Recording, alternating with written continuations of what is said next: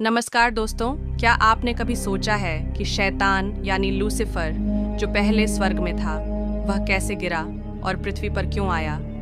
आज हम आपको बाइबल और धार्मिक ग्रंथों के अनुसार इस रहस्यमयी कहानी के बारे में विस्तार से बताएंगे। बहुत समय पहले, जब केवल ईश्वर का साम्राज्य था, तब लूसीफर सबसे सुंदर और शक्तिशाली स्वर्गदूतों में से एक था। वह प्रकाश का दूत कहलाता था और ईश्वर के बहुत करीब था। उसे विशेष दर्जा प्राप्त था और वह अन्य स्वर्गदूतों का नेतृत्व करता था। लेकिन धीरे धीरे लूसीफर के मन में घमंड आ गया।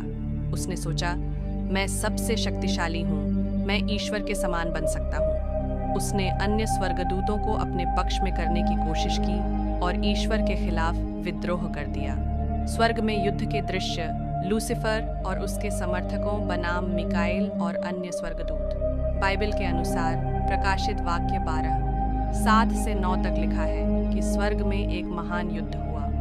प्रधान स्वर्गदूत मिकाएल और उनके स्वर्गदूतों ने लूसीफर और उसके अनुयायियों से युद्ध किया। अंततः लूसीफर हार गया और उसे स्वर्ग से निकाल दिया गया।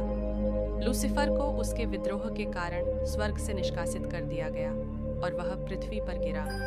इसके बाद से वह शैतान या दुष्ट कहलाया। उसके साथ जिन स्वर्गदूतों ने विद्रोह किया था, वे भी उसके साथ गिर गए और गिरे हुए देवदूत या राक्षस बन गए। शैतान का पृथ्वी पर घूमना और आदम और हव्वा को बहकाना। जब शैतान पृथ्वी पर आया तो उसने इंसानों को बहकाने की कसम खा ली। उसने आदम और हव्वा को गुमराह किया और पाप को दुनिया में प्रवेश करने दिया।